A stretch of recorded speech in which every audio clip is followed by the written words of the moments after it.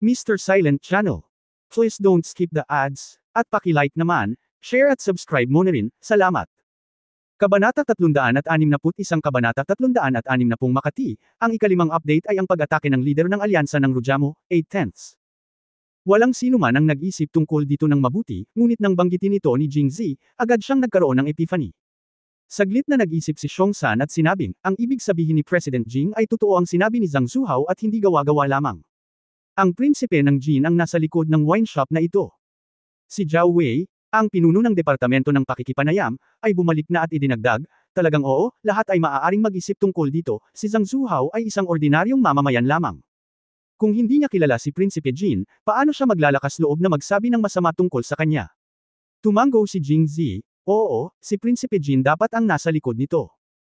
Ang pagmamanipula, pagnanakaw ng mga gawa ng ibang tao, pagmonopolyo sa negosyo ng alak, at pag-agaw ng malaking kayamanan ay hindi malaking bagay, ngunit naisip mo na ba ang paggamit ng napakaraming pera para sa isang prinsipe na walang dapat ikabahala? Sandaling natahimik ang lahat, at may bamulong, Prince Jin.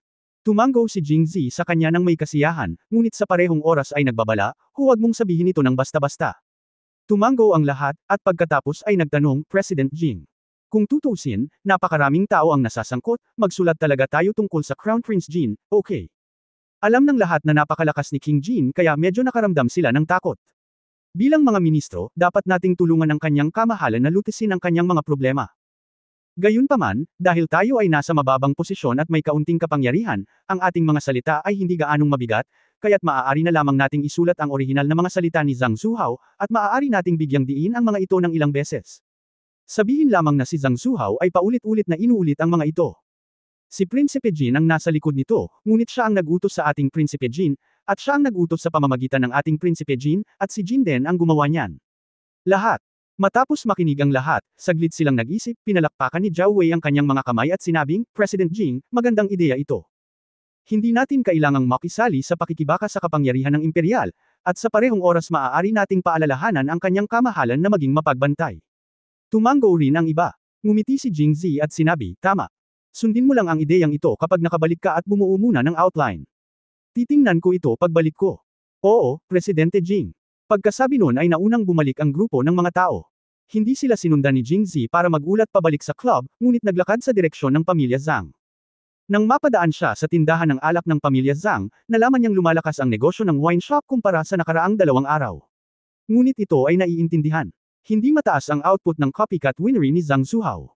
Upang makayanan ang napakalaking utos ni Jing Zi, malamang na itinulak nito ang iba, kaya pumunta ang lahat sa tunay na Zhangja Winery para bumili ng mga espirito.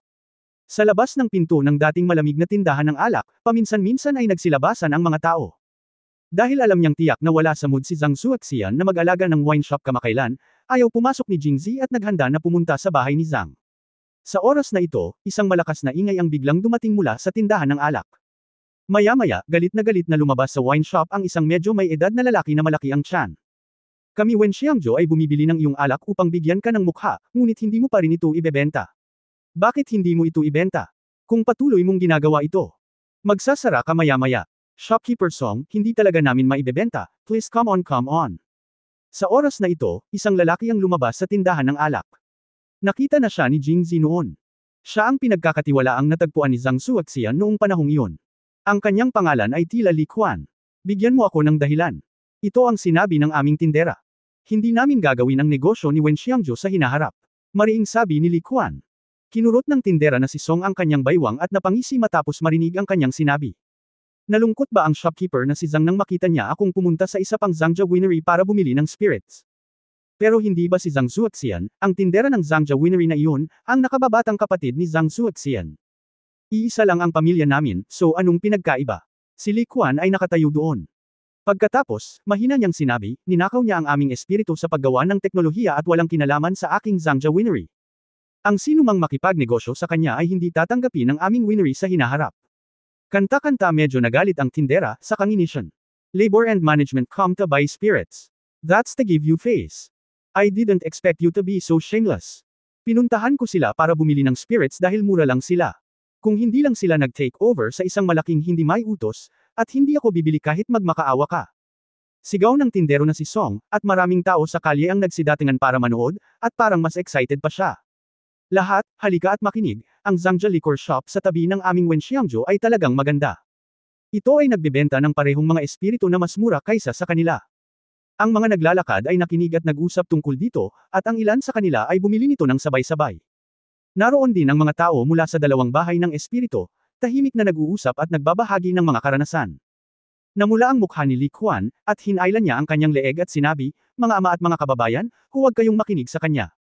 Ninakaw ng tindahan ng alak na iyon ang aming pagkayari, at ang kanilang maputik na alak ay binili mula sa iba sa murang halaga at tinimplahan ng maputik na alak. Ang lakas ng mga espiritu ay hindi kasing ganda ng atin, kaya mas mura." Dahil sabik siya sa tagumpay, nagtimpla ng espiritu si Zhang Zuhao sa maikling panahon. Kahit na ang nilalaman ng alkohol ay mas mataas kaysa sa malabo na alak, kumpara sa mga tunay na espiritu ng Zhangja Distillery, medyo may pagkakaiba. Isang tao sa ibaba ang nag-echo, "Oo, kahit na ang alak ni Zhangja ay mas mahal, ang kalidad ng alak ay talagang maganda." May pumayag agad. Pero iba ang opinyon ng ilang tao, malakas din ang inumin, paano mas malala? Tsaka sino bibili ng mahal kapag may mura? Nag-echo din ang iba. Nagmalaki ang shopkeeper Song at nagsabi, "Gaano karaming alak ang maibebenta ng iyong alak sa isang araw ngayon? Kung hindi dahil sa malaking demand sa Wenxiangju, hindi ako pupunta. Ibenta mo ito sa akin ng mabilis, kung hindi, mawawala ito sa iyo sa hinaharap. Hindi mo ito maibebenta." Pinigilan ni Li Quan ang kanyang pamumula at gusto siyang pag-alitan, ngunit hindi niya maibuka ang kanyang bibig sa harap ng napakaraming tao. Mr. Jing. Nang si Jingzi ay nakatayo sa likod ng mga tao, iniisip kung paano tuturuan ng leksyon ng shopkeeper Song nang hindi siya nakikilala ng iba, may humila sa kanya mula sa likuran. Sa pagbabalik tanaw, ito ay si Zhang Xiaoyu, nakatayo doon na nahihiya, na parabang nakakahiya kay Jingzi na makita ang eksena sa kanyang harapan. Nitong mga nakaraang araw, dahil sa insidente ni Zhang Zuhao, wala sa mood si Zhang Zuoxian na harapin ang mga gawain ng wine shop. Sobrang puti ng buhok niya magdamag. Madalas siyang uminom para maibsan ang kanyang kalungkutan at labis na lasing. Dahil malapit lang ang wine shop sa bahay ni Zhang at medyo malakas ang ingay, lumabas si Zhang Xiaoyu matapos itong marinig. Sa hindi inaasahang pagkakataon, naroon din si Jingzi. Tila nakakita ng biro si Jingzi, at medyo napahiya siya. Nang makita si Zhang Xiaoyu, nagliwanag ang mga mata ni Jingzi. Dumating si Xiaoyu sa tamang oras, pumunta ka at sabihin sa kanya ito. Pagkatapos sabihin iyon, sumandal siya sa tenga ni Zhang Xiaoyu at may ibinulong. Ang mainit at mamasa-masa na hininga ay dumaan sa kanyang tainga, at si Zhang Xiaoyu ay medyo natigilan saglit, nangangati. Naaalala mo ba? Nang tanungin ito ni Jingzi, inangat niya ang kanyang ulo mula sa kanyang pantasya, na may pagtataka sa kanyang mukha, Pagkasabi nun ay namula ang pisngi niya hanggang leeg. Hindi na siya naglakas loob na tumingin kay Jingzi, at tuluyang bumagsak ang kanyang ulo sa matambok na kanal. Kabanata 362 Strong Girl, unang update. Si Zhang Xiaoyu ay may magandang figure. Kaya naman naging matagumpay ang kanyang mahihirap na teknikal na hakbang. Master Jing. Ulitin natin. Matapos ang mahabang panahon na hindi marinig ang boses ni Jingzi, itinaas ni Zhang Xiaoyu ang kanyang ulo at nagkataong nakita siyang nakatitig sa pangakit. Agad siyang nahiya, ngunit kasabay nito ay nakaramdam siya ng hindi maipaliwanag na saya sa kanyang puso. It turns out, may advantage din ako. Sa pag-iisip ng ganito, matapang siyang tumayo at pagkatapos ay matapang na tumingin kay Jingzi. Bumalik sa katinuan si Jingzi, ngumiti, at muling sinabi ito. Matapos marinig ito ni Zhang Xiaoyu, natigilan siya saglit, pagkatapos ay nagsabi ng, "Okay," at lumabas. Nakatingin sa kanyang medyo payat ngunit sobrang determinadong figura, ngumiti si Jingzi at umiling, "Napakalakas na babae." Shopkeeper Song. Isang malinaw na boses ang tumunog, at ang mga tao ay tumigil sa paggawa ng ingay at tumangala sa magandang Zhang Xiaoyu. Nako, Miss Zhang pala. Hindi nila naiintindihan ang totoo. Pero marunong kang magbasa, kaya dapat mong maunawaan, di ba? Hindi ba mali na sabihing hindi mo ako bainbentahan ng alak? Tinalikuran ng shopkeeper Song ang mga bisita at isinantabi ang kanyang mga sinabi. Tila na hanggat tumanggi si Zhang Xiaoyu, ito ay nagiging hindi makatwiran. Ngunit hindi siya pinakinggan ni Zhang Xiaoyu. Sa tingin ba ng shopkeeper Song ay mahal ang ating espiritu? Iyon ay isang katotohanan. Kaya ang shopkeeper Song ay bumili ng mas murang spirits mula sa ibang tindahan. Kung may mura, bibili ako ng mas mura. Hindi ako tanga. Pero shopkeeper Song dahil bumili ako ng murang alak at ibinento ko ito sa orihinal na presyo sa Wenxiangju, matalino talaga ang shopkeeper na si Song at iniisip niyang lahat ay tanga, tama ba? Tinamaan ni Zhang Xiaoyu ang ulo. Ang mga tao sa ibaba ay agad na nagsimulang magsalita tungkol dito, at ilang mga tao na madalas pumunta sa Wenxiangju upang kumain ay nagsabi na sila ay nalinlang. Hindi inaasahan ng shopkeeper Song na makakalaban siya ni Zhang Xiaoyu. Ang kanyang bilog na mukha ay sobrang pula, ngunit hindi pa rin siya kumbinsido. Ang pinag-uusapan natin ngayon ay ang iyong mga espiritu ay hindi lamang mas mahal kaysa sa iba, ngunit hindi mo rin ito ibinebenta sa akin. Huwag kang magsalita ng iba. Okay, pag-usapan natin ito. Zhang. Tumawa si Xiaoyu at tumigil sa paghabol sa tagumpay. Ang kanyang kalmadong hitsura ay nakalulugod sa lahat. Kanina lang sinabi ni Uncle Lee na ang dahilan kung bakit tayo mas mahal ay dahil mas mataas ang alcohol content ng mga spirit sa wine shop natin kaysa sa kanila, kaya mahal. Kung gusto natin ng mas mura, pwede rin nating ibaba ang alcohol content. Pero maganda ba ito? Dahil lahat ng tao kung kaya mo ang matapang na alak, wala kang pakialam sa maliit na halaga, na makakaapekto sa lasa, tama ba? Maraming mayayaman sa lungsod ng Jingzhou, at maging ang mga karaniwang tao ay mas mayaman kaysa sa ibang mga lugar. Ang ilang mga tao ay maaaring eyeball ang kanilang pera upang uminom ng ilang beses. Alak, wala pa ring problema. Kaya't may nagsabi, tama si MS Zhang. Dahil ang pagbili ng matapang na alak ay isang higop lamang ng matapang na alak, sino pa rin ang nagnanasa sa maliit na kalamangan na iyon? Kung nag-aalala ka sa pera, bumili ka na lang ng alak, at walang pipigil sa iyo. Oo. Suportahan si Miss Zhang. Nang makita ang mga taong nanunood ng kasab-ikan na sumusuporta kay Zhang Xiaoyu, hindi napigilan ni Jingzi na mapabuntong hininga, kung minsan ang mga pakinabang ng magagandang babae ay makikita sa aspetong ito. Kung ang isang magaspang na lalaki, tulad ni Han Han, ay darating at sabihin ang parehong bagay, ang epekto ay malamang nakabaligtaran. Matamis na ngumiti si Zhang Xiaoyu sa mga lalaki at nagpatuloy, at masasabi ko sa inyo na ang isa pang Zhangja Winery ay malapit nang maging ang sa oras na iyon. Ang pamantayan ng mga espiritu ay maibabalik sa katulad ng sa atin, ngunit upang maibalik sa lahat, ang presyo ay ibababa. Wow, gusto ko. Totoo ba ang sinabi ni MS Zhang? Talagang mabait si Miss Zhang. Napagpasyahan ko na bibili na lang ako ng mga espiritu ni Miss Zhang mula ngayon. Kalokohan ang sinasabi mo. Kung hindi ka bibili ng alak ni Miss Zhang, maaari kang bumili. Kanta ng tindera, pula at asul ang kanyang mukha. Hindi niya inaasahan na ganito ang bubuo ng mga bagay. Kasabay nito, medyo hindi makapaniwalang sinabi niya, maganda ang takbo ng winery. Balita ko nakatanggap lang ako ng malaking order na ilang libong tail. Paano ito ibebenta sa iyo? Haha, baka nanaginip ka lang. Sinulyapan siya ni Zhang Xiaoyu at tahimik na sinabi, kung hindi maniniwala ang shopkeeper Song, wala akong magagawa, ngunit maaari kang maghintay ng ilang araw at tingnan mo. Nakalimutan kong sabihin sa iyo. Ang mga espiritu ng aming Zhangja Liquor House ay hindi na muling ibebenta kay Wen Xiangjuyitan. Ito ay isang maliit na pahayag, ngunit ang shopkeeper Song ay natakot nang marinig niya ito. Mula nang dumating ang mga espiritu ay inihain bilang pamantayan sa mga mesa ng mayayamang customer na pumupunta sa Wen Xiangju para sa hapunan. Kung mawawala ang mga espiritu sa hinaharap, masisiyahan ba ang mga customer? Bukod dito, ang ibang mga restoran ay may mga espiritu, ngunit ang Wen Xiangju ay wala. Sa katagalan, may pupunta pa ba sa Wen Xiangju? Sa pag-iisip nito, natakot ang tindera na si Song. Isa lang itong kalamidad. Si Zhang Xiaoyu ay mukhang hindi nagbibiro. Hindi kaya ibinigay ni Zhang Zuhao ang alak sa kanyang panganay na kapatid na si Zhang Zuoxian. Damn it! Kung alam ko lang, hindi ko na binili ang alak niya. Kaya't nakangiting sinabi niya, Miss Zhang, huwag kang magalit. Kapag binuksan mo ang iyong negosyo, maging palakaibigan at kumita ng pera. Kung mayroon kang pera, bakit hindi kumita ng pera? Malamig na sinulyapan siya ni Zhang Xiaoyu, dahil natatakot akong madumihan ang aking mga kamay. At ang gawaan ng alak na ito ay aking tahanan. Pagawaan ng alak, kung ayaw kong ibenta ito sa iyo, hindi ko ito ibebenta sa iyo. Ang mukha ni Songkeeper na si Song ay naging kulay ng atay ng baboy, at sa wakas ay galit niyang itinuro si Zhang Xiaoyu at sinabing, Miss Zhang, kung mayroon kang sasabihin, sabihin mo ito ng direkta. Kung magsalita ka ng napakalakas, huwag mo akong sisihin sa pagdemanda sa iyo para sa paninirang puri. Haha, Shopkeeper Song really want me to say it. Ano ang relasyon ni Shopkeeper Song at ng tatlong kapatid ng Du family?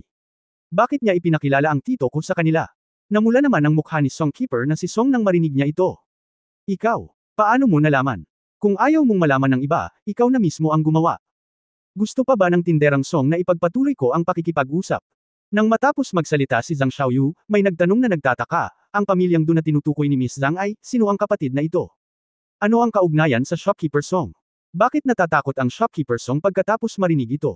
Sinulyapan ni Zhang Xiaoyu si Songkeeper Song. Shopkeeper Song, may gusto ka bang sabihin? Hindi. Bulong ng tindera na si Song, puno ng pagmamakaawa ang mga mata.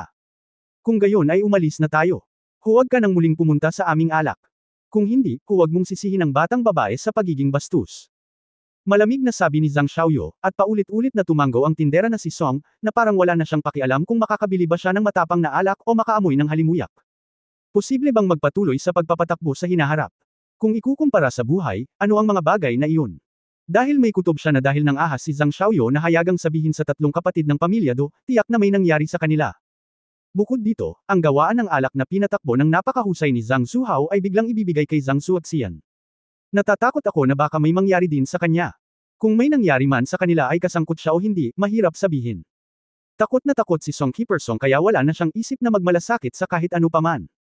Sa halip, iniisip ko kung babalik ba ako, iimpake ang aking bagahe, at mabilis na tumakas. Chapter 363 Basta Ikaw, pangalawang update. Habang tumatakas ang tindera na si Song sa gulat, unti-unting naghiwa-hiwalay ang karamihan ng mga manunood dahil wala ng excitement na natitira sa panunood. Lumapit si Jingzi kay Zhang Xiaoyu, tumingin sa kanya mula sa itaas hanggang sa ibaba na may ngiti. Xiaoyu, hinahangaan mo akong tingnan ka. Itinuwid ni Zhang Xiaoyu ang kanyang dibdib at matapang na tumingin kay Jingzi, bakit mo pinahanga si Mr. Jing? Awkward na ngumiti si Jingzi at nagtanong, sa totoo lang, ako nga.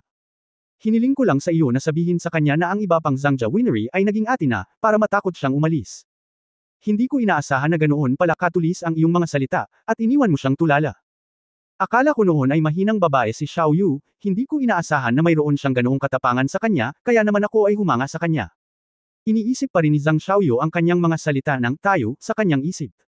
Ang kanyang mga mata ay naging crescent moon at ngumiti siya at sinabing, sa tingin ni Master Jing ay mas mabuting maging mahina o malakas. Okay. Nakatingin sa kanyang mga mata, ngumiti din si Jingzi at sinabing, basta ikaw. Habang si Zhang Xiaoyu ay nalilito, sinabi ni Jingzi na nagtataka, yung shopkeeper na si Song na sinasabi mo. Ano ang nangyayari sa tatlong magkakapatid na lalaki ng pamilya Do? Matapos marinig ito, seryosong sinabi ni Zhang Xiaoyu, sa totoo lang, narinig ko itong sinabi ng tiyuhin ko noong lasing siya, na sinasabing nakilala niya ang tatlong kapatid ng pamilyang Do salamat sa pagpapakilala ng tindera na si Song. Hindi. Alamin kung sino ang tatlong magkakapatid na lalaki ng pamilya Do.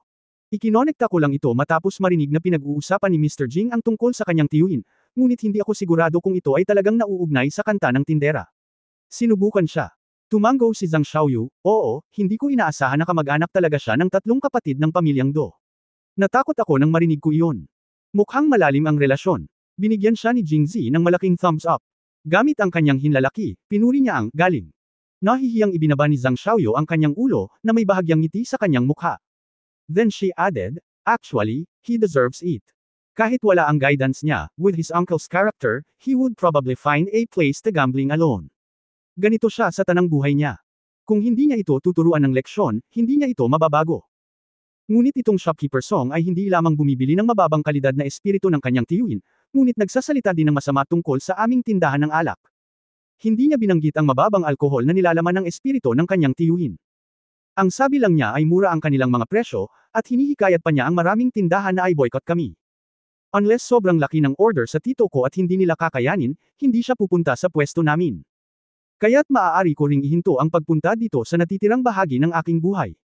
Matigas ang mga mata ni Zhang Xiaoyu, at mabilis siyang nagbago mula sa isang mahinang babae tungo sa isang malakas na babae. Madalas na tumango si Jingzi, ngunit sinabi pa rin, masyado pa rin para sa kanya kung hindi siya papayagang bumili ng mga espiritu. Dahil sangkot siya sa pagsusugal, kailangan niyang makuha ang parusang nararapat sa kanya. Ngunit ako ay isang mabait na tao at hinding-hindi mapapahiya. Tao kaya hihilingin ko na lang sa kanya na ibigay sa atin si Wen Xiangju. Ano sa tingin mo? Natahimik sandali si Zhang Xiaoyu, iniisip na makapal ang balat niya gaya ng dati, ngunit napaka-cute niya. Gusto ko ito. Pagkatapos ay mausisa niyang sinabi, ang Wen Xiangju ay ang pinakamalaking restaurant sa lungsod ng Jingzhou. Halos 30 taon na ang nakalipas mula nang magbukas ito. Maging ang kataas-taasang prinsipe ng korona at lahat ng mga ministro ay pupunta doon. Hindi pa nagbubukas ang Wakshan Noon, iba't ibang mga pagtitipon ng tula ang ginanap doon, at sila ay napakalaki, mas malaki kaysa sa aming alak. Sa amin. Pagdating sa tayo, medyo nahihiya pa rin si Zhang Xiaoyu, ngunit pagkatapos sabihin ito, nakita niya na nanatiling normal ang mukha ni Jingzi, at nakaramdam siya ng labis na kasiyahan. Ngumiti si Jingzi, at pagkatapos ay nanlamig ang kanyang mga mata, mas mabuting ibigay niya ito sa atin ng kusa, o ipapadala ko siya sa kulungan. Depende ito sa pipiliin niya. Tapos silang dalawa then pumasok siya sa bahay ni Zhang. Si Mrs. Zhang ay nakaupo sa bakuran sa oras na ito, buntong hininga, na may malungkot na mukha. Pagkatapos ng ilang araw na hindi siya nakita, pakiramdam niya ay tumanda na siya, at halatang tumaas ang mga bilog sa paligid ng kanyang mga mata. Naisip niya na noong una siyang dumating sa Jingzhou, hindi lamang siya pinapasok ni Mrs. Zhang, kundi pati si Jingzi ay nakaramdam ng kaunting pagkabalisa nang makita niya ang espesyal na pangangalaga na ibinigay sa kanya. Pagkatapos ay inaliw niya siya, tita, hindi ito seryoso, at nalutas na ito. Hindi mo na kailangang mag-alala. Tumangala si Mrs. Zhang at nakitang si Jingzi ang nagsasalita. Lamambot ng gusto ang ekspresyon niya. Muli niyang inisip ang mga sinabi ni Jingzi at nagulat siya. Tanong agad. Mr. Jing, ano ang ibig mong sabihin kapag sinabi mong nalutas na? Mom, it's just a matter of the wine shop. You and Dad don't have to worry anymore. Mr. Jing has already solved the problem for us. Go and take care of Dad. Tawagan mo siya, Mr. Jing, at sabihin sa amin ng detalyado. Humakbang si Zhang Xiaoyu at hinawakan ang braso ni Mrs. Zhang, tinulungan siyang tumayo at sinabing, tumanggo si Mrs. Zhang, Mr. Jing, mangyaring pumunta sa sala at maghintay sandali, tatawagan ko ang master. Malaki ang posibilidad na si Zhang Zuoxian ay lasing sa kama ngayon. Hindi naman sa hindi niya alam kung kailan siya nalasing at kung magising ba siya ngayon. Pagkapasok sa sala, tumalikod si Zhang Xiaoyu para gumawa ng tsaa. Ngumiti si Jing Zi, huwag mo akong pakialaman. At saka, pamilyar ako sa lugar na ito. Bakit napakagalang mo? Tumingin si Zhang Xiaoyu sa kanya at itinaas ang kanyang kilay, sa tingin mo ba talaga? Ngumiti si Jing Zi. Tumango, syempre. Dito ako nanirahan noong una akong dumating sa Jingzhou. Nang bumalik ako at nakita ko ang lahat dito, naramdaman kong napaka-friendly, kaya hindi mo na kailangang mag-abala. Mas lalo pang ngumiti si Zhang Xiaoyu, well, yun lang. Kailangan kong gumawa ng isang kaldero ng tsaa para inumin mo, kung hindi ay mapahiya ako. Habang umiinom ng tsaa at nakikipag-chat kay Zhang Xiaoyu, si Zhang Zuoxian ay natisod at nakitang siya ay naaresto. Matapos magising mula sa isang lasing na panaginip, ang kanyang mga mata ay walang buhay at duguan, at siya ay mukhang labis na napahiya. Ibang-iba siya sa masayang may-ari ng wine shop noon. Tumingin si Jing Zi sa kanya at hindi mapigil ang mapabuntong hininga. Sumunod si Mrs. Zhang sa likod at tinawag siya, Sir, dahan-dahan lang, hindi ka pa nagsusuot ng damit. Habang sinasabi niya iyon, tumakbo siya ng humihingal at tinulungan si Zhang Zuoxian na ikabit ang mga butones sa kanyang roba, ngunit nabingi si Zhang Zuoxian at tumingin dito. Tumingin kay Jing Zi, maingat niyang sinabi, Jing. Mr. Jing, nabalitaan ko lang na nalutas mo na ang lahat. Tumango si Jing Zi, oo, nalutas na ang lahat. Siguro dahil may nagawa siyang mali. Hindi niya naman talaga kasalanan. Medyo natatakot ngayon si Zhang Zuoxian kay Jing Zi, at kumikislap ang kanyang mga mata kapag nagsasalita siya. Gayunpaman, ang solusyon na ito ay maaaring hindi masyadong mabuti para sa tiyuhin, kaya gusto kong sabihin sa iyo ang tungkol dito. Gusto kong marinig ang iyong opinyon bago gumawa ng desisyon. Kaya sinabi ni Jing Zi ang nangyari ngayon. Sinabi niya kay Zhang Zuhao sa pangkalahatan, ngunit itinago niya ang ilang mga detalye, tulad ng katotohanan na sadyang nagbigay siya ng pera para gabayan si Zhang Zuhao sa pagsusugal, at hinintay ang reaksyon ni Zhang Zuhao pagkatapos niyang magsalita. Kabanata 364 ang batang babae mula sa Jojia Bufang, ikatlong update. Si Zhang Zuhao ay kung nasaan siya ngayon, dahil sa kanyang sarili. Ang kanyang panganay na kapatid ay sapat na mayaman, at walang problema para sa kanya ang mamuhay ng pagkain, pananamit, at pananamit. Gayunpaman, pinili niyang magtaksil at gusto niyang bitag ang kanyang panganay na kapatid. Logically speaking, kahit patay na siya, hindi ka rin dapat sumama. Gayunpaman, pagkatapos ng lahat, siya ay biolohikal na kapatid ni Zhang Zuoxian, na may parehong dugo na dumadaloy sa kanyang katawan. Bagamat sinabi niya kahapon na hinding-hindi na niya ito aalalahanan, kapag napatay ang kanyang biolohikal na kapatid, paanong hindi niya ito maliligtas? Ang reaksyon ni Zhang Zuoxian ay halos tulad ng inaasahan niya. Sa sandaling ito, siya ay labis na nalilito, nakasimangot at nag-iisip. Bahagyang ngumiti si Jing Zi at nagsabi, mayroon akong magandang relasyon kay Li Haoyun, ang prefect ng Jingzhou. Bagamat si Zhang Zuhao ay nagsusugal, at ang kapital sa pagsusugal ay hindi maliit, ayon sa batas, hindi pagmamalabos ang pagpatay sa kanya. Ngunit ang lahat ng ito ay ngayon lang nangyari, at hindi pa rin ito nakarating sa pandinig ng iyong kamahalan. Kung ang aking tiyuhin ay nag-aatubili, pagkatapos ay pupunta ako at sasabihin ko kay Magistrate Li at hihilingin sa kanya na babaan ang halaga ng kapital ng pagsusugal ni Zhang Zuhao at ikulong lamang siya sa loob ng ilang araw. Pagkatapos nun, sabi ni Jing. Nakita ni Zi ang reaksyon ni Zhang Zuoxian. May kumislap na pag-asa sa kanyang mga mata, at 2 beses kumaibot ang sulok ng kanyang bibig, ngunit sa huli ay hindi na siya kumibo, na para bang nahihirapan pa rin siya. Napabuntong hininga si Jing Zi sa kanyang puso. Sa oras na ito, tumayo si Zhang Xiaoyu at nagsabi, Mr. Jing, hindi na kailangang iligtas siya, hayaan mo lang siyang makulong sa loob. Xiaoyu. Alam ni Ginang Zhang na may problema ang kanyang amo, kaya sinabi ito muli ng kanyang anak, hindi dahil sa sugat. Magwiwisik ng asin. Mahina na ikanaway ni Zhang Zuoxian ang kanyang kamay at sinabi sa kanya na huwag mag-alala. Hindi nagatubili si Zhang Xiaoyu at diretsyong sinabi, Tai, nakalimutan mo na ba ang leksyon sa pagkakataong ito? Nakalimutan mo na ba ang mga aral na natutunan sa paglipas ng mga taon? Ang aking tiyuhin ay nagsusugal mula pa noong siya ay bata. Hindi ba't ikaw ang nahuhuli sa bawat oras? Ginawa. Gumastos ka ng pera para piyansahan siya. Kung hindi, ano ang mangyayari sa kanya? Kung kanina pa siya nakulong, bakit siya magiging ganito? Oo, noong bata pa siya, sa tuwing may nangyari kay Zhang Zuhao, ililigtas niya siya sa lahat ng bagay, na lalong nagpabaliw sa kanya. Sa huli, natalo niya ang kanyang buntis na asawa sa isang taya at pinagalitan hanggang kamatayan ang kanyang mga magulang. Isipin ito sa ganitong paraan kasalanan niya talaga. Tatay, kung hindi lang naging makapangyarihan si Mr. Jing, ano kaya ang nangyari sa atin? Magsasara muli ang wine shop, at ang aking anak na babae ay maaaring pakasalan ng isang taong hindi niya gusto. Sa puntong ito, palihim na sinulyapan ni Zhang Xiaoyu si Jing Zi, at pagkatapos ay nagpatuloy. Sabi, at maaawa ba siya sa atin dahil dito? Hindi. Kaya huwag kang mag-alala sa kanya sa pagkakataong ito. Sa pamamagitan lamang ng pagkulong ay matututo siya ng leksyon. Kung hindi, mabubuhay si tatay sa pagkakataong ito, sa susunod, at sa susunod na pagkakataon. Zhang Zuoxian pagkatapos marinig ito, bumantong hininga siya. Oo, matanda na siya, ilang beses natin siya mapoprotektahan. O nagalit siya hanggang mamatay ng maaga. Tumangala siya kay Mrs. Zhang, na sobrang haggard, at biglang nakaramdam ng kaunting pagkabalisa. Kinamayan niya ito at sinabing, salamat sa iyong pagsusumikap. Ang mga mata ni Mrs. Zhang ay napuno ng luha at patuloy siyang umiling. Nang makita ang eksenang ito, sa wakas ay nakapagdesisyon si Zhang Zuoxian. Master Jing, gawin mo lang ang sinabi ni Xiaoyu at hayaan siyang makulong. Napakaraming tao ang napinsala niya dahil sa akin. Hindi ko siya hahayaang patuloy na manakit ng iba. Tumango si Jing Zi, okay, sinusuportahan ko ito. Ang desisyon ni Uncle.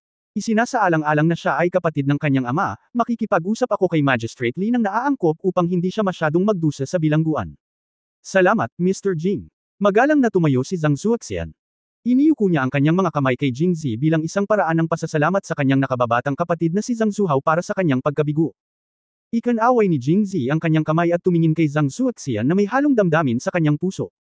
Mula nang malaman nila na siya ay isang inapo ng pamilya Jing, at mayroon siyang opisyal na posisyon muli, tila hindi na mauulit ang relasyon. Kaya't tumayo siya at sinabing, sige, kung ganoon, alis muna ako. Mr. Jing, bakit hindi ka manatili? At pagkatapos ay umalis pagkatapos ng hapunan. Bagamat hindi na kasing lapit ng dati ang relasyon, espesyal pa rin si Ginang. Zhang.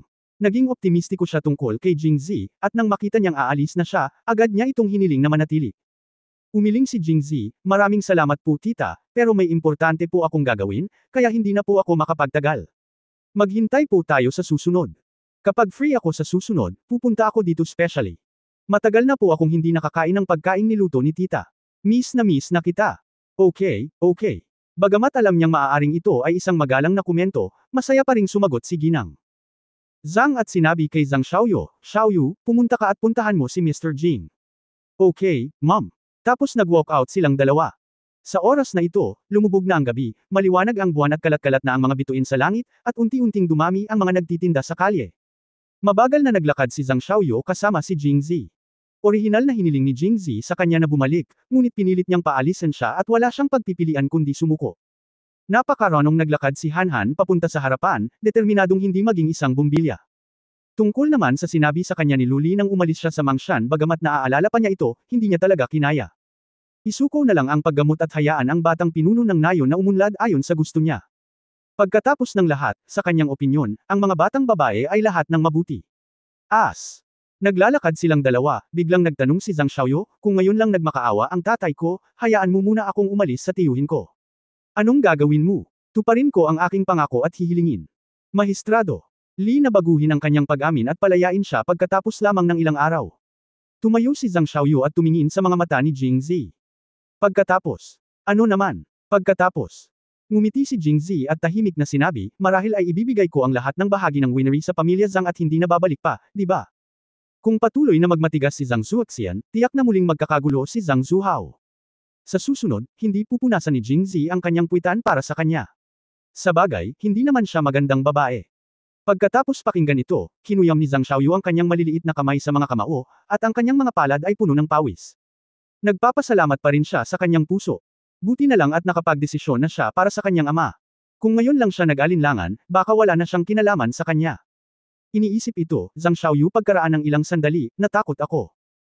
Pagkatapos ay mariing sinabi niya, tumatanda na si tatay, lalo na pagkatapos ng pangyayaring ito, nalaman kong medyo hindi na niya magawa ang gusto niya, kaya napagpasyahan kong pagkatapos kong bawiin ang tindahan ng alak, gusto kong ako mismo ang magpatakbo nito.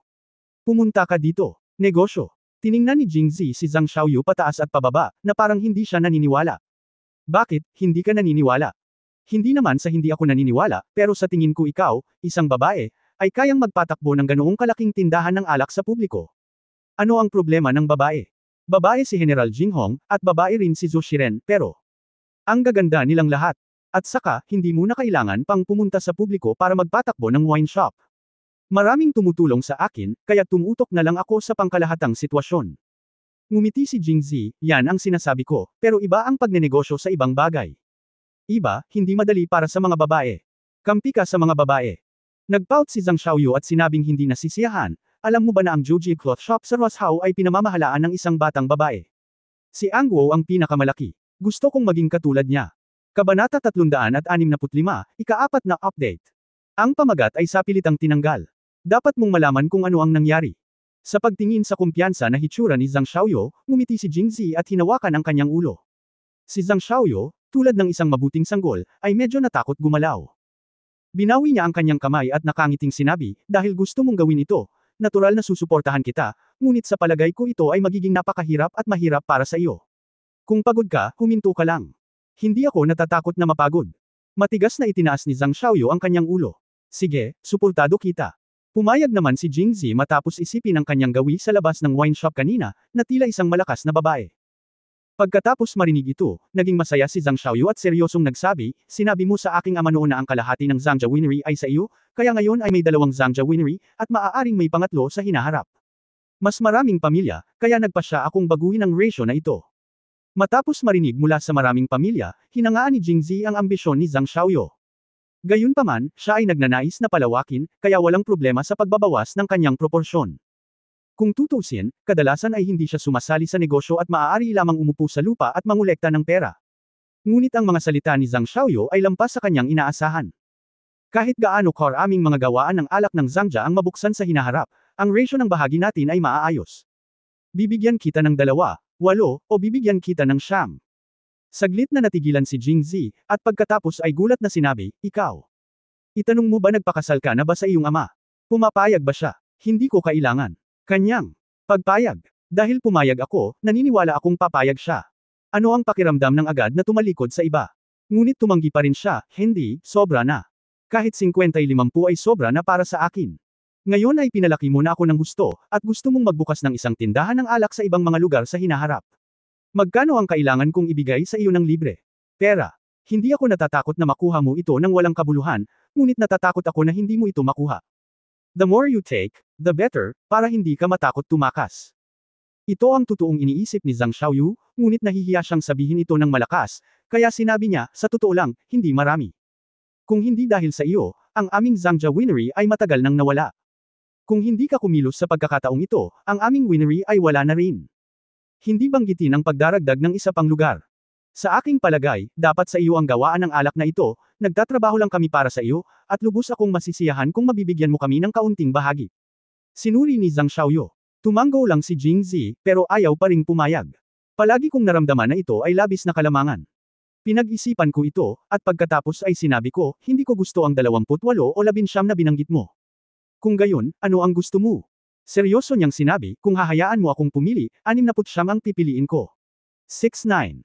Matagal na nag-isip si Zhang Xiaoyu ngunit hindi niya maisip ang dahilan, kaya nagtanong siya ng may pagtataka, kung bibilangin mo ito bilang 6, ito ay magdadagdag ng higit sa 10. Narito. Nag-isip sandali si Jingzi at nakahanap ng perpektong paliwanag. Sa tingin ko ay may katuturan ang sinabi mo. Kung hindi dahil sa akin, ang 2 tindahan ng alak na ito sa Jingzhou ay maaaring hindi pag-aari ng pamilya Zhang ngayon, tama ba? Masunarang tumanggo si Zhang Xiaoyu. So, I want more of this, 70%. If you want to open a winery branch in the future, it will be entirely up to your own efforts, pero pupunta din ako sa iba't ibang bahagi ng bansa para magbukas ng mga newspaper offices. Branch, magtulungan tayo. Ako ang mangguna para sa iyo.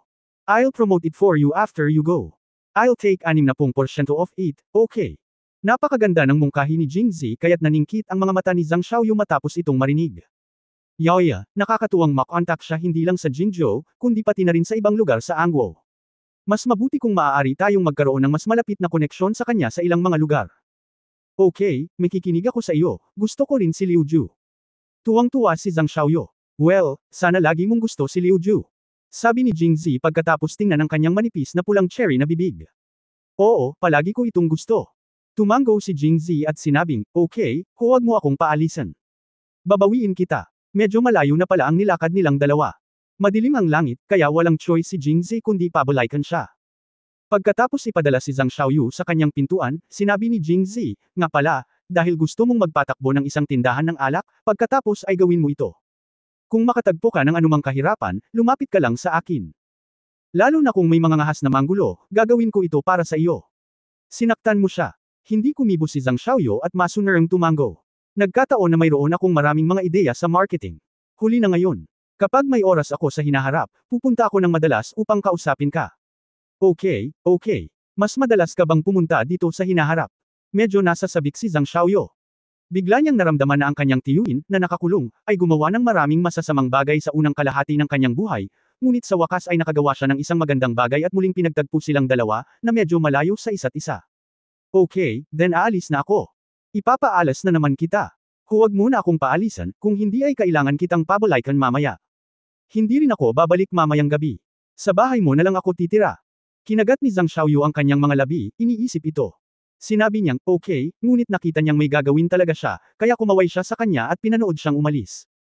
Sa mga sanga sa itaas ng buwan, umihip ang simoy ng hangin, at ang 3,000 berdeng buhok na nakapulupot sa kanyang ulo ay marahang umindayog, tahimik at maganda. Dumiretso si Jingzi sa opisina ng pahayagan. Bagamat gabi na, maliwanag pa rin ang mga ilaw sa opisina ng pahayagan. Pagdating niya sa pinto, pinigilan si Jingzi ni Wu Pin. Pinulot siya, tinanong niya, anong ginagawa mo? President Jing, dehado ako. Galit na sinabi ni Wu Pin, hindi ka pumupunta dito ng ilang beses sa isang araw sa araw, at ang ibang tao ay madalas na lumalabas. Ngayon lang, maagang umalis ang Ministry of Culture, ang military people mula sa departamento at iba pang mga departamento. Tanging ang mga tao lamang mula sa Departamento ng Pakikipanayam at Departamento ng Buhay na kababalik lang ang nandoon iyon ay dahil sila ay nasa labas ng mahabang panahon, at sila ay dapat na manatili dito ng mas matagal, kaya kailangan pa rin nilang manatili dito ng mas matagal, kaya kailangan ko pa ring manatili dito ng mas matagal, ngunit kailangan ko pa ring manatili dito ng mas matagal, kaya kailangan pa rin akong manatili dito ng mas matagal, kaya kailangan ko pa rin silang manatili dito ng mas matagal, kaya kailangan ko pa ring manatili dito ng mas matagal, kaya kailangan ko pa ring manatili dito ng mas matagal, ngunit kailangan ko pa ring manatili dito, kaya't kailangan ko pa ring manatili dito ng mas matagal, ngunit kailangan ko pa ring manatili dito, kaya't kailangan ko pa ring manatili dito. Samahan mo sila. Nakikinig sa makatwirang pagsusuri ni Wu Pin, ngumisi si Jingzi sa kanyang puso, hindi mo ba ito hiniling? Kinukumpara mo ba ang sarili mo sa akin? Ako ang presidente. Hindi mahalaga kung hindi ako sumama. Pwede bang ikumpara mo? At saka bakit hindi ka nakakaramdam ng pagod kapag dito ka natutulog sa maghapon? Kapag busy ang iba sa loob, ikaw bakit hindi ka napapagod? Kung pagod ka pagkatapos ng patahan saglit, umalis ka na lang dito kung kaya mo. Ang dami mong usapan, mag-iingat ka baka mabugbog ka. Tinapos ni Jingzi ang kanyang pagbulyaw at pumasok sa opisina ng pahayagan. Kabanata 366 Hindi ko na gustong maging undercover, ang ikalimang update ay tungkol sa agresibong pinuno ng Rojamo, 9/10. Gusto mo bang umalis ako? Hindi pwede. Okay lang kung hindi ka sasama. Isulat ito para sa iyo. Tumayo si Wu Pin sa labas ng pinto at ninisyan, sa pag-aakalang nakapagsulat siya ng sapat na mga notebook para kay Jingzi ngayon. Kung nag-iingat siya ng napakaraming tala araw-araw, kailangan niyang makaalis kaagad. Pagsisisihan mo balang araw. Hindi alam ni Jingzi na nakikipagtalik na si Wu Pin sa labas ng pinto. Pagkapasok sa bahay ay sobrang abala sa loob. Una sa lahat, nag-o-overtime ang mga miyembro ng printing department upang may print ang mga manuskrito na isinulat ng Current Affairs Department, habang ang mga miyembro ng Life Department at ang Interview Department ay tinatalakay at isinusulat ang nilalaman ng panayam ngayon. Tuwang-tuwa si Jingzi nang makita niya ito, pumalakpak ang kanyang mga kamay at sinabing, naging abala ang lahat sa buong maghapon. Gabi na ngayon. Bumalik tayo at bumalik bukas para ipagpatuloy ang ating trabaho. Presidente Jing, hindi kami pagod. Sabi. Nang maglaon, sinabi ni Xiongsan kay Jingzi, President Jing, nakipagkasundo na kami sa printing department. Mayroon lang silang mga manuscripts mula sa Current Affairs Department na hindi pa naiimprenta. Mag-o-overtime kami ngayong gabi para i-print ang lahat ng manuscripts mula sa Current Affairs Department. Mag-o-overtime din kami ngayong gabi para may sulat lahat ng manuscripts, at pagkatapos ay hindi na sila direktang mag-imprenta, Chen na lang ang mga problema nila, Chen. Dahil ang mga manuskrito mula sa ibang mga departamento ay matagal nang naisulat at naiprint na.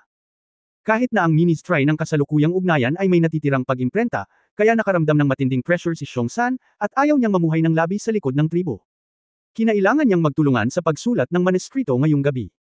Nang makitang puno sila ng kumpiyansa, sinabi ni Jingzi, lahat ay nagsumikap sa panahong ito, ngunit ang pagsusumikap ay tiyak na gagantimpalaan. Kapag ang pahayagan ay inilabas, ito na ang oras para bayaran ang lahat. Magtrabaho ng mabuti, at pupunta ako sa malapit na restaurant upang magpareserba mamaya. Maaari ka na lamang pumunta at kumain ng pagkain sa mesa pagkatapos mong matapos ang iyong trabaho. Salamat, Presidente Jing. Nagpasalamat ang lahat. Hindi kaagad umalis si Jing Zi, bagkus ay tinulungan niya ang Departamento ng Buhay sa pamamagitan ng payo at mungkahi sa pagsulat ng unang draft. Nang makitang walang problema sa balangkas, ibinigay niya ang lahat ng gawain kay Chen Jianan at umalis sa opisina ng pahayagan. Sa labas ng pinto, mukhang hindi pa rin nasisiyahan si Wu Pin, ngunit hindi siya nang ahas na maging tamad, lalo na nang makita niya si Jing Zi na papalapit at tuwid na nakatayo. Hindi masamang magkaroon ng ganoong tao na nagbabantay sa pinto. Lumapit si Jing Zi at tinapik siya sa balikat, at masayang sinabi, "Oo, mabuti para sa iyo na manatili dito sa hinaharap." Pagkatapos nun, naglakad na siya palayo. Oo, ang paraan ng pagpapasigla sa mga general. Noong ako ay 3 taong gulang na bata. Hindi ako aalis, tingnan natin kung ano ang gagawin mo sa akin. Dumura si Wu Pin at nagpatuloy sa pagbabantay. Pagkaraan ng mahabang panahon, sa wakas ay pinatay ang mga ilaw sa opisina ng pahayagan, at nakahinga ng maluwag si Wu Pin, "Damn-it, hindi mo ba magagawa bukas kung mayroon kang gagawin? Ano ang magpapanggap?" Pinalabas ni Chen Jianan ang lahat at nakangiting sinabi, "Nag-order na si Pangulong Jing ng isang magandang piging para sa atin. Mayroon tayong sapat na alak. Tara na at kumain na tayo." Matapos marinig ito, nasasabik ang lahat, ngunit nagtanong pa rin ang ilang tao. Sinabi niya, "Editor Chen, hindi mura ang presyo ng alak na ito. Kaya mo ba?" Ang iba ay masyadong na-curious din. Sa tapat, gusto nilang malaman kung kailangan nilang magbayad para dito. Kung tutusin, wala pa silang na-encounter na treat mula sa kanilang amo. Siyempre si President Jing ang gumagamot sa atin. Lahat ay kumakain at umiinom. Hindi mo alam kung anong mapagbigay na tao si President Jing. Napaungol ang lahat at masayang umalis. Isang treat para sa isang taong nagngangalang Jing. Saan galing ang pera? Malaki ang halaga ng alak, kaya hindi ako makapaniwala na napakabigay niya. Dapat itong kinuha sa mga pondo ng pahayagan at pera ng lahat. Habang iniisip ito ni Wu Pin, lalo siyang nagagalit, at isinulat niya ito sa kanyang notebook. Pagkatapos, bumalik si Wu Pin sa pamilya Wu. Kung ito ang kaso, diretso sana siya sa Waxian Garden, at pagkatapos ay pumunta sa Fragrant Garden para maghanap ng babae para sa isang gabi ng kasiyahan, at hindi na sana uuwi. Ngunit salamat kay Jing Zi, na ilagay na siya ni Waxian Yuan sa blacklist. Naglakad-lakad lang siya pero bago pa man siya makapasok ay tinulak na siya ng kung sino, not to mention kung gaano siya galit. Ngayon ay hindi na siya makakapunta sa Fenfang Garden para magpalipas ng gabi. Pinagbawalan siya ni Wu Xianyong na pumunta sa opisina ng pahayagan, at hindi pa siya nakakabalik ng isang araw ngayon. Kung magpapalipas muli siya ng gabi sa labas, malalaman ni Wu Xianyong ang pagpunta niya sa opisina ng pahayagan. Hindi ba dapat siya ay bugbugin hanggang mamatay? Kaya uuwi na si Wu Pin at magre-report. Sa oras na ito, sarado ang pinto ng pamilya Wu. Medyo hindi nasiyahan si Wu Pin nang makita niya ito. Hindi ko alam na hindi pa pala bumabalik si Young Master. Napakaaga mong kinulong, gusto mo na bang mamatay? Kaya naman, ilang beses niyang kinalampag ang pinto. WHO. Ako. Oh. May tugon mula sa loob, ngunit mabagal ang paggalaw. Ilang sandali pa bago bumukas ang pinto. Marami nang hindi kilalang galit ang pinipigilan ni Wu Pin sa opisina ng pahayagan, ngunit hindi niya inaasahan na makaharap muli ang pangyayaring ito sa kanyang pag-uwi, at lalo pang nadagdagan ang kanyang galit. Nang bumukas ang pinto, lumapit siya at sinipa ang gwardya na may hawak ng pinto, at nagmura, "Gago ka, hindi mo ba alam na hindi pa ako bumabalik? Sino ka, tatay mo?" Pagkatapos niyang sawayin ay itinapon niya ito. Umalis ang manggas. Ang bagbog na gwardya, "Binata, wala kang martial ethics." Ang gwardya na hindi binugbog, "Binata, ingatan mo ang iyong sarili." Pagkatapos ay nagkatinginan ang dalawang gwardya, umiling, at nagluksa sa isip para kay Wu Pin sa loob ng ilang segundo. Nang dumating si Wu Pin sa harap na bulwagan ng bahay ni Wu, natuklasan niyang maliwanag ang ilaw. Ang kanyang lolo na si Wu Xianyong, tiyuhin na si Wu Yong, ang pinsang si Wu De at ang kanyang ama na si Wu Mo ay nakaupo lahat sa silid na may seryosong ekspresyon. Lalo na't mahaba ang mukha ng kanyang ama at binigyan pa siya ng isang nakatagong kindat matapos siyang makitang pumasok sa bahay. Batay sa kanyang pangunawa sa kanyang ama, tila ang ibig niyang sabihin ay, tumakbo ng mas mabilis hanggat maaari. Kaya't may pagdududa niyang sinabi, "Ano ang nangyari sa bahay? Bakit ka nandito?" Malamig na tiningnan siya ni Wu Xianyong, at pagkatapos ay sinabi kay Wu De, na nakaupo sa tabi ng pinto. "Isara mo ang pinto." Sa oras na ito, bumantong hininga si Wu Mo at ibinaba ang kanyang ulo. Bago niya ibinaba ang kanyang ulo, binigyan niya ng isa pang tingin si Wu Pin, na ang ibig sabihin ay para magpahayag ng pakikiramay at tanggapin ang pagbabago. Nang magulat si Wu Pin, sumigaw si Wu Xianyong sa medyo na bagong tono ng boses, "Saktan mo siya. Saktan mo siya ng malakas." Kung hindi siya natatakot na madamay ang sugat sa kanyang pandiya, tiyak na si Wu Xianyong mismo ang gagawa nito. Ngayon lang siya makakahanap ng makakagawa nito. Gawin mo para sa'yo. Si Wumo ay nag-aatubili na bugbugin ang kanyang anak, at si Wuyong ay nag-aatubili na bugbugin ang kanyang pamangkin sa harap ng kanyang nakababatang kapatid, ngunit si Wude ay walang pag-aalinlangan. Tinatawanan mo ba ako ilang araw na nakalipas? Tingnan mo kung hindi kita matalo hanggang mamatay. Malakas na hinampas ni Wude at hinabol si Wupin gamit ang martilyo. Napasigaw si Wupin nang siya ay martilyo. Sa wakas, nakarating na rin siya sa pinto at tumakbo palayo. Pagkatapos niyang makatakas sa pamilya Wu, nagsimula siyang magtaka kung bakit siya binugbog. Sa wakas, naisip niya na ang pagbisita niya sa pahayagan ay malamang na ibinulgar ng ilang apo, kaya binugbog siya ng kanyang lolo. Humph, kapag nalaman mong nagpunta ako sa opisina ng pahayagan para magbigay ng tip kay Mr. Bai, tingnan natin kung nagulat ka. Pinuri pa ako ni Mr. Bai kahapon. Buong pagmamalaking nag-isip si Wu Qin, kahit na nakalimutan niya ang sakit sa kanyang katawan, at nagpas siyang pumunta muli sa mansyon ng Teifu para ibunyag ang lahat ng itim na impormasyon sa notebook ngayon kay Bai Qingyuan, upang magkaroon siya ng mas maraming ebidensya sa kanyang mga kamay, at malantad si Jingzi sa lalong madaling panahon. Ituloy mo na yan. Matagal na niyang tiniis ang kahihiyan at ayaw na niyang magtago pa. Kabanata 367 Hugasan ang paa ng aking lalaki, unang update. Tumatanda ang mga tao, gusto nilang matulog ng maaga. Si Bai Qingyuan ay hindi exception, lalo na ngayon nang siya ay pumunta sa korte at nakaramdam ng pagtatampo at pagod sa kanyang pag-uwi.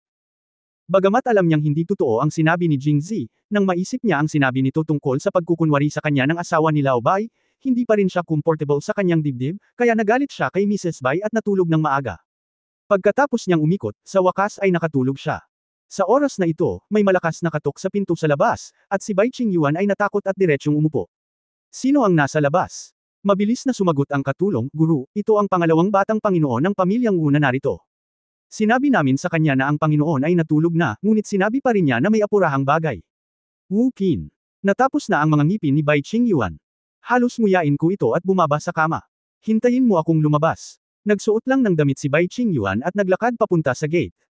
Nang makita ito ni Wu Qin, naisip niya na talagang pinahahalagahan ako ni Master Bai. Kahit nakatulog siya ay mabilis siyang bumangon para makita ako. Kaya tuwang-tuwa siyang sumigaw, Mr. Bai, narito ako para bigyan ka muli ng mahahalagang impormasyon. Papasukin mo siya. Mahinahong sinabi ni Bai Qingyuan, at pinapasok ng mga katulong si Wu Qin. Pagkatapos ay idinagdag ni Bai Qingyuan. Sinabi niya, isara ang pinto. Tila ba nasabi niya iyon sa pamamagitan ng nakagisnang ngipin. May bangis sa mga salita, na ikinagulat ni Wu Qin. Pagkatapos ay lumapit siya at ngumiti, Mr. Bai, na si Mr. Jing ay nahuhuli at umaalis ng maaga sa araw, at madalas na lumalabas sa araw. Gumagamit din siya ng pampublikong pondo para sa personal na gamit at nag-aanyaya sa mga tao na kumain ng kusa. Teifu Bai, mangyaring pumunta sa lugar ng kanyang kamahalan upang makakuha ng kopya niya. Yun lang. Sinulyapan siya ni Bai Qingyuan at malamig na sinabi. Nagtanong. Oo, yun lang. Natigilan si Wu Pin saglit, sa pag-aakalang marami iyon. Kaya pala naparito ka para gisingin ako. Tanungin kita, pinapante ka ba ni Jingzi dito? Maraming tandang pananong ang lumitaw sa isipan ni Wu Pin, at paulit-ulit niyang winwagayway ang kanyang mga kamay. Denial, Mr. Bai, paano ako ipapadala niya?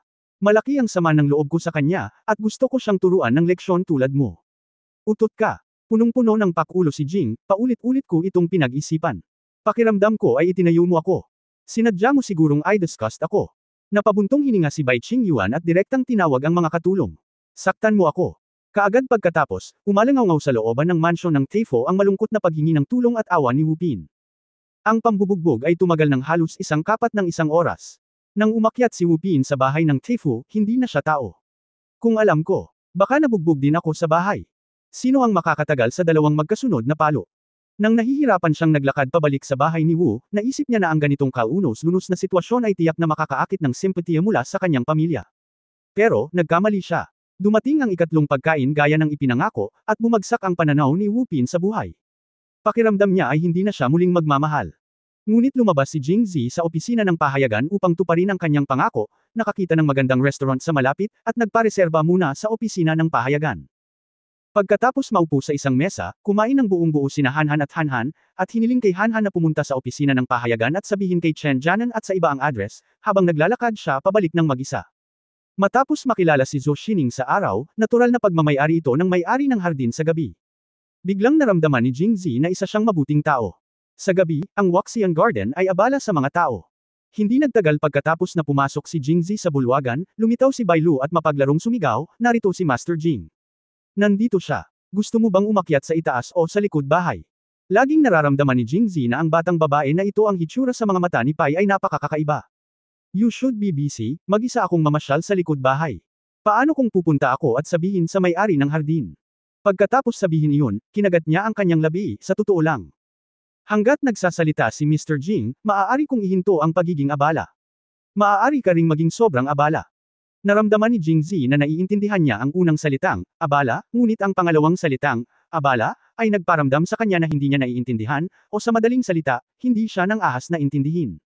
Winagewi niya ang kamay niya at tumakbo palayo. Nang walang pumapansin, binuksan niya ang pinto at pumasok sa likod bahay. Sa atek sa ikalawang palapag, sabay na binuksan ng pakpak ni Wang Yingqiu ang bintana. Tila napakabilis ni Bai Lu. Sa pagkakataong ito, hindi na kailangang bumaba si Wang Yingqiu. Tumuntong si Jingzi sa lupa at direktang lumipad sa ikalawang palapag.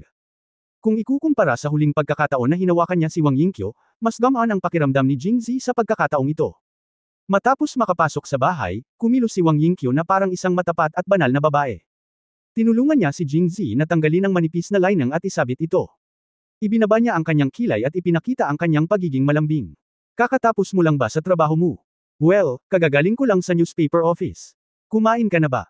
Kung hindi pa, pwede ko bang hilingin kay Bai Lu na pakainin ka? Napahiya si Jingzi saglit, pagkatapos ay tumanggi. Ang mga tauhan sa opisina ng pahayagan ay nagmamadali pa rin sa trabaho. Pumunta ako upang tulungan silang mag-order ng mesa sa restaurant, sinabi ni Hanhan na talagang gutom siya, kaya kumain ako kasama niya, at ngayon ay hindi na ako nagugutom. Tungkol naman kay Belo. Sa susunod, tiyak sa susunod. Nakatingin kay Jingzi Fengchen. Nalungkot si Wang Yingqiu nang makita niya ang hitsura ng katulong, lalo na ang bakas ng pagod sa kanyang mga mata. Matagal ka na bang tumatakbo sa labas ngayon? Oo, kakabukas pa lang ng opisina ng pahayagan, at palaging maraming bagay ang nangyayari. Si Wang Yingqiu ang unang babae ni Jingzi, at palagi siyang nakaka-relax kapag kasama niya ito. Ang pakiramdam na ito ay mararamdaman din kay Liu Jinghong, kaya palagi niyang napag-uusapan ang anumang bagay. Kaya sinabi niya sa kanya ang lahat ng nangyari ngayon. Sinabi niya sa kanya ng detalyado, at nakinig ding mabuti si Wang Yingqiu.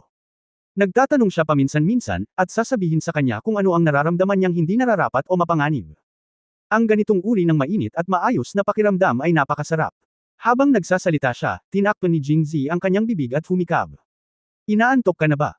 Oo, maaga akong gumising kaninang umaga para pumunta sa court sa umaga, at pagkatapos ay tumakbo ako sa labas ng mahabang panahon. Medyo napagod ako. Umupo si Jingzi sa kama, tinapik ang kama, at ngumiti ng masama. Tumingin kay Wang Yingqiu, hinayla siya nito at pinaupo sa kandangan nito, Master, Miss na kita, matulog na tayo. Inilibot ni Wang Yingqiu ang kanyang mga mata sa kanya, pagkatapos ay tinapik siya ng kanyang malalambot na mga daliri at sinabing, hindi. Humanda ka, at pagkatapos ay lumabas upang dalhan si Jingzi ng tubig na panghugas ng kanyang mga paa. Pagkatapos tumakbo ng isang araw, ang footbath ay palaging makakapagpaalis ng pagod. Nang makitang napakamaalalahanin ni Wang Yingqiu, naantig si Jingzi at kasabay nito ay nakahinga ng maluwag. Hindi niya talaga sinasadya ang sinabi niya ngayon kahit na si Wang Yingqiu ay lubhang kaakit-akit. Kapag ang isang tao ay pagod, hindi niya maiwasang pumasok sa sage mode. Hindi ma-excite. Pero bilang lalaki, kung hindi siya magpapakita ng iniisip sa harap ng babaeng mahal niya, mag-iisip ba ito ng sobra? Kaya naman sinadya ni Jingzi na manligaw ng kaunti. Masasabi ko lang na hindi madaling maging lalaki. Pagkaraan ng ilang sandali, nagdala si Wang Yingqiu ng isang palanggana ng tubig na panghugas ng paa. Sinisi siya ni Jingzi sa hindi pagpayag sa mga katulong na tumulong, ngunit buong pagmamalaking sinabi ni Wang Yingqiu, kapag hinugasan mo ang mga paa ng aking lalaki, syempre kailangan kong gawin ito. Inisip ko muna ang sarili ko. Pagkatapos maghugas, sa sandaling sabihin niya ito, si Jingzi ay walang kahit anong dahilan para tumanggi, at hinayaan niyang hawakan niya ang kanyang mga paa sa kanyang mga kamay at kuskusin ang mga ito sa maligamgam na tubig. Chapter 368 Mapapabuti ko pa ng kaunti, pangalawang update. Sa simula, ipinikit ni Wang Yingqiu ang kanyang ulo at hinugasan ng mabuti ang mga paa ni Jingzi, at palaging kinakausap si Jingzi, at pagkatapos ay nag-usap sila, hindi pumilos si Jingzi. Tumangala siya at nakitang nakatulog si Jingzi sa kama, humihilik ng mahina. Hindi napigilan ni Wang Yingqiu na tumawa, at sa parehong oras ay nakaramdam ng labis na pagkabalisa. Pagod na talaga siya. Sa oras na ito, medyo malamig na ang tubig sa batya. Maingat na itinaas ni Wang Yingqiu ang mga paa ni Jingzi, at napagtanto niya na nakalimutan niyang dalhin ang footcloth, at atubiling ipasok muli ang mga paa ni Jingzi nang hindi man lang ito iniisip. Nang hindi nag-iisip, inilagay niya ito sa kanyang mga braso, maingat na pinunasan ng kanyang bagong damit, at pagkatapos ay marahan siyang pinahiga sa kama. Nang makita si Jingzi na mahimbing na natutulog, marahang hinaplos ni Wang Yingqiu ang kanyang mukha gamit ang kanyang kamay, ngumiti ng nakakaloko, pagkatapos ay ibinaba ang kanyang ulo at naglagay ng magaang halik sa noo ni Jingzi. Dito. Ang namumula na si Wang Yingqiu ay tahimik na nakahiga kay Jingzi, na may masayang ngiti sa kanyang mukha, at nakatulog din. Masarap ang tulog ni Jingzi. Hindi, masamang tao. Sandaling natigilan si Jingzi, iniisip ang pagdating ng mga kamag-anak. Pagod ka na, hindi ka nababagay. Nag-aalala na pala ako sa sobrang pagod ko. Ay, nabigla ako. Ngumiti ng masama si Jingzi, alam mo ba na ang mga babae ay mga gasolinahan ng mga lalaki? Dito. Makalipas ang isang oras, parehong nagliliwanag sina Jingzi at Wang Yingqiu. Si Jingzi ay nagmamahal kay Wang Yingqiu saglit, at pagkatapos ay bumangon. Pagtayo niya, bigla niyang naramdaman na iba na ang katawan niya sa dati, kaya nagtanong siya, Guro, pakiramdam ko, parang nabasag na naman ako. Binuksan ni Wang Yingqiu ang kanyang mga mata. Nang tumingin sa kanya, biglang nagningning ang mga mata nito sa tuwa. Oo, nalampasan mo ang isa pang antas. Pumasok ka na ngayon sa gitnang yugto ng ikalawang antas. Tuwang-tuwa si Jingzi. Inakala niya na isa siyang walang kwentang practitioner, ngunit hindi niya inaasahan na mabilis siyang uunlad sa pamamagitan ng saya ng isda at tubig. Parang umiral pa rin ang aura ng bida. Bilang karagdagan sa pagiging nasa sabik, mausisa niyang itinanong, Guro ng hardin, nasaan ang iyong kasalukuyang estado? Nakarating ka na rin ba sa unang antas? Kinagat ni Wang Yingqiu ang kanyang mga labi at tumawa, at pagkatapos ay nagsabi, sa tingin mo ba ang pagsasanay sa martial arts na ito ay nasa iyo? Ganun din, kasing simple ng paghiwa ng mga melon at gulay. Ang dahilan kung bakit ka makakagawa ng ganoon kabilis na pag-unlad ay dahil sa tatlong dahilan. Una, mayroon kang tulong sa pag-inom ng jujube pills. Kahit na hindi ko alam kung sino ang gumawa ng gamot na ito, maaari itong gawin. Ano ang tiyak na ang taong maaaring pinuhin ng gamot na ito ay dapat na isang makapangyarihang tao? Kahit na hindi siya master, hindi siya malayo. Ang pangalawa ay nasa aking dalawahang pamamaraan ng paglilinang, na sinamahan ng mahiwagang epekto ng pag-inom ng mga jujube na table tas, ang dalawa ay umakma sa isa't isa. Pagkatapos lamang ay makakamit mo ang bilis ng tagumpay gamit ang 2 beses ang resulta sa kalahati ng pagsisikap. Ang ikatlong bagay ay ang iyong kaharian ay masyadong mababa, at ang aking kaharian ay higit na mataas kaysa sa iyo. Sa tuwing nagsasagawa kami ng dalawahang paglilinang, ang mga benepisyo sa iyo ay higit na mas malaki kaysa sa akin. Matapos marinig ito, agad na sinabi ni Jingzi, nangangahulugan iyon na kapag isang araw ay ganap na nalampasan ng aking kaharian ang sa iyo, kapag muli tayong nagsanay ng dalawahang paglilinang, ikaw ay makikinabang sa akin, hindi lamang sa akin, kundi pati na rin sa iyong pagunlad. Tataas ba ang bilis? Ngumiti si Wang Yingqiu, oo, iyon ang katotohanan. Pagkatapos mag-isip tungkol dito, si Jingzi ay biglang nadismaya. Oy, madaling sabihin, pero napakahirap gawin. Kailan ako makakarating sa gitna ng ika-4 na antas? At isipin mo, bago iyon, kailangan kong gamitin ang katawan ng may-ari upang tulungan akong mag-improve sa bawat oras, ngunit ikaw ay hindi nagdudulot sa akin ng hindi komportable. Bad guy, hindi ka makapag-isip ng ganyan. Dahan-daang hinawakan ni Wang Yingqiu ang kanyang mukha at nakangiting sinabi, naniniwala ako na ikaw, sa iyong kakayahan, ay maaabot mo ako sa lalong madaling panahon. Ang kaharian ay mas mataas pa. At saka, paano ito magiging hindi epektibo ngayon? Ang dati kong kaharian ay bumagsak na. Kung hindi dahil sa iyo, paano ako nakabalik sa gitnang antas?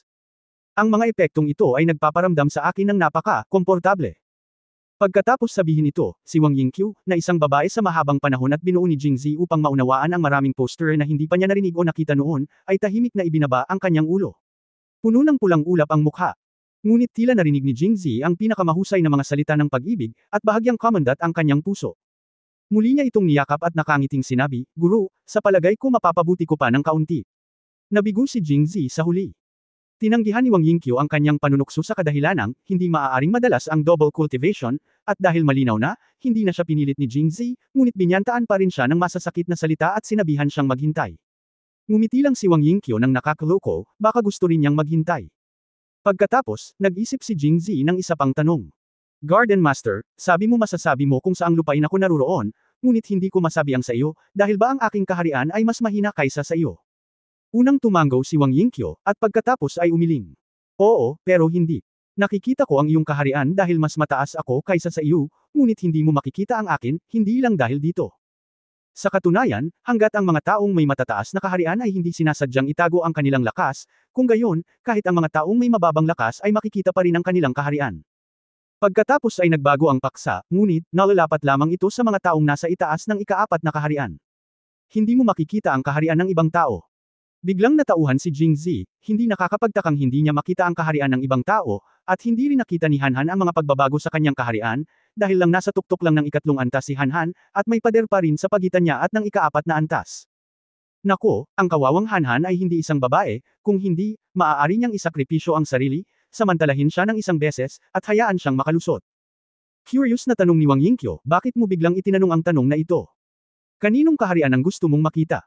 Kaya, sinabi ni Jingzi ang kanyang nakita at narinig sa Fokhen Palace kahapon. Parehong nagulat si Wang Yingqiu nang marinig niya ito.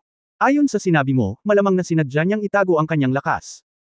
Bumulong si Wang Yingqiu, malamang na mas mataas ang kanyang lakas kaysa sa akin, at sinabi mong nakipagkita siya sa panganay na kapatid na babae, ngunit hindi natuklasan. Nakipagkita rin siya kay Qingqiu. Hindi rin natuklasan, na nagpapakita na ang kanyang kaharian ay hindi bababa sa ikalimang antas ng tuktok. O mas mataas. Ang ikalimang antas ng tuktok. O mas mataas. Hindi ba yun ay isang ika-6 na antas na powerhouse? Medyo natigilan si Jingzi at nagtanong, Master of the Garden, kanina ka pa nasa Jingzhou, pero hindi mo pa nabalitaan na nag-practice siya ng martial arts. Dahil kaya niyang magtago, paano ang His Royal Highness the Crown Prince at Prince Xiang? Nagtatago rin kaya sila? Isang master. Nang sabihin niya ito, biglang nahiya si Jingzi na napapaligiran siya ng mga master at ako lang ang mahina. Bumagsak na naman ang pride na kanina lang umangat. Nag-isip sandali si Wang Yingqiu, pagkatapos ay umiling, marahil hindi. Pagkatapos ay sinuri niya, ang sitwasyon ni Prinsesa Mo Chen ay iba sa sitwasyon ng Crown Prince at Prinsipe Xiang, dahil ang kataas-taasang Mo Chen ay ang nag-iisang anak na babae ng kanyang kamahalan, at siya ay minamahal ng libu-libong tao mula pa noong bata pa siya. Ang saloobin ng kanyang kamahalan kay Prinsesa Mo Chen ay higit na mapagparaya. Bukod dito, si Prinsesa Mo Chen ay hindi magmamana ng trono sa hinaharap, kahit na ang kanyang Mudge ay wala nang pakialam sa kanya sa hinaharap. Magkaiba ang sitwasyon ng Crown Prince at Prince Xiang. Mas gusto siya ng iyong kamahalan. Tula, at isang paniniwala sa panitikan upang dalhin ang tao, siya ay napakahigpit sa Crown Prince at Prince Xiang mula sa murang edad, at pinili sina Tai Shihao at Tei Fu Bai bilang kanilang mga guro ayon sa pagkakabanggit. Natatakot siya na baka wala siyang panahon para matuto ng martial arts noong bata pa siya. Bukod dito, ang kanyang kamahalan ng Crown Prince ay nag-aral kay Mo 2 taon na ang nakakaraan. Pinaslang si Prinsesa Chen nang mag-outing siya sa labas ng lungsod. Nang dumating ang mga opisyal at sundalo, lahat ng mga asasin ay biglang namatay. Hindi ko alam ang dahilan, ngunit tila si Prinsesa Mo Chen ang may pananagutan. Nang marinig ito, sinabi ni Jingzi na nagtataka, Guro ng Hardin, ano ang ibig mong sabihin? Siya ba ay isang saradong disipulo ng 4 na pangunahing sekta, ang uri na nagtatago? Kung gayon, hindi ito maaaring maging 4 na gintong bulaklak, ngunit 5 gintong bulaklak. Ang hitsura ni Su Mo Chen ay sapat na upang maging isang gintong bulaklak. Bulaklak, at ayon sa sinabi ni Wang Yingqiu, ang kakayahan ni Su Mo Chen sa martial arts ay higit pa rin sa iba. Ito ang Golden Flower Warren. Ngunit umiling si Wang Yingqiu, marahil ay hindi. Ang 4 na pangunahing sekta ngayon ay ibang-iba sa orihinal. Kung ang isang alagad ng sinuman sa kanila ay talagang ang prinsesa ng dinastiya, natatakot ako na ito ay maisa publiko noong unang panahon at sila ay makikipagkumpetensya para sa unang lugar. Ipinadala. At ang iyong kamahalan ay nagpapadala ng mga opisyal sa martial arts sect na paligsahan sa bawat taon. Bakit siya guguluhin ng gusto? Paano niya natutunan ang napakalakas na martial arts? Lalong naging curious si Jingzi. Napakunot ang noo ni Wang Yingqiu sa pag-iisip, at biglang tinapik ang kanyang ulo, naalala ko na narinig ko na noong nasa pavilion ako, may isang pambihirang lalaki na naglakbay sa buong mundo. Nang dumaan siya sa Jingzhou, inanyayahan siya ni Emperor An na manatili sa palasyo ng ilang araw. Diyos, walang nakabalita kung saan nagpunta ang Panginoong ito na si Meng Chen. Pinagpawisan si Jingzi nang maisip niya kung gaano kalalim ang tinatago ni Su Mo Chen. Kanina pa ako naging walang kwenta sa kanya, buti na lang at hindi siya nagalit. Gayunpaman, sa ilalim ng presyon, dapat mayroong pagganyak. Saglit na nag-isip si Jingzi at sinabing, Guro ng Hardin, sa palagay mo ba ay mas maganda ang epekto kung uminom ka ng jujube pills bago ka makipagtalik? Hindi niya alam kung ano ang kanyang gagawin, ngunit tumango pa rin siya at sinabing, siguro nga. Kung tutuusin, ito ay gamot, at ito ay pinakamahusay na gumagana kapag una mong inumin ito. Tumango si Jingzi, hindi ko alam na ganoon pala kabisa noong ininom ko ito noon, pero sayang lang. Bakit hindi uminom ng isa pang tableta ngayon at subukan ang epekto? Natahimik si Wang Yingqiu at gustong tumawa. Sa totoo lang, ito ang maling pagkakataon para uminom ng jujube pill sa unang pagkakataon. Kung mayroon kang panloob na lakas sa oras na iyon, kung nakipagtalik ka sa isang babae na mas mataas kaysa sa akin pagkatapos mong inumin ito, tiyak na mas mabilis kang bubuti kaysa sa ngayon. Ngunit sa oras na iyon, ikaw kung walang panloob na lakas, ang tabletang ito ay kadalasang bubuo ng iyong pundasyon, kaya't ang iyong pag-unlad ay lalabas na mabagal. At marami sa atin ang mahirap na lampasan, at hindi mo ba napagtanto na naabot na natin ang isang bottleneck? Ang ibig sabihin ng may-ari ng hardin ay, tumingin si Jingzi sa maaliwalas na mga mata ni Wang Yingqiu at medyo napahiya. Alam mo kung ano ang ibig kong sabihin. Ang aking kasalukuyang antas ay hindi mababa para sa iyo, ngunit ito ay tiyak na hindi mataas. Mahirap nang makamit ang isang pambihirang tagumpay sa akin. Kaya kung gusto mong mag-improve muli, dapat kang makahanap ng isang antas na mas mataas kaysa sa akin. Isang matangkad na babae lang ang gagawa. Sa ganoong paraan, tataas ang iyong martial arts. Nang makitang namumula si Jingzi, hindi napigilan ni Wang Yingqiu na mapangiti. Sinabi ko na sa iyo noon, mas malaki ang iyong kakayahan, mas malaki ang iyong responsibilidad, at napakahusay mo, lalo na. Napakalakas mo, ako paano ko ito matitiis mag-isa. Siyempre kailangan kong magkaroon ng mga kapatid na babae na tutulong sa akin. Itinaas ni Jingzi ang kanyang ulo at pansamantalang nagtanong, ilang kapatid ang gusto ng may-ari ng hardin. Napatingin si Wang Yingqiu sa kanya. Ako ang baalang magsabi nito, pero depende sa iyo. Kung may kakayahan ka at kaya mong ibalik ang 10 o 8 tao, hindi ako tatutol. Nang makita si Jingzi na halatang nasa sabik ngunit sadyang nagpapanggap na kalmado si Wang Yingqiu ay malamig na ngumuso sa kanyang puso. Depende kung papayag ang ate mo o hindi. 10 o 8. Marami ba ito? Hindi masyado. Mula nang dumating sa panahong ito, naramdaman ni Jingzi na ang kanyang mga kakayahan sa lahat ng aspeto ay bumuti ng husto, lalo na ang kanyang kakayahan sa pamamahala ng oras.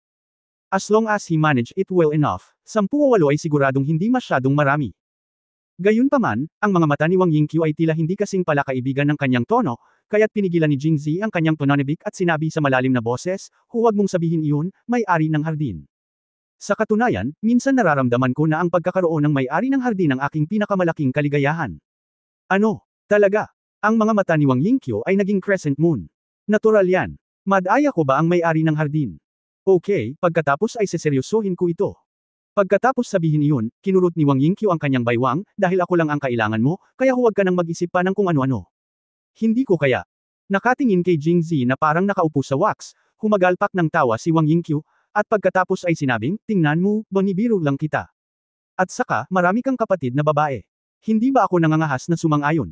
Hindi man ako pumayag, dapat ay isyu na dapat nilang isaalang-alang at walang kinalaman sa akin. Master of the Garden, kung gusto mong magbiro ulit sa akin, maniwala ka man o hindi, pababayaan kita buong araw.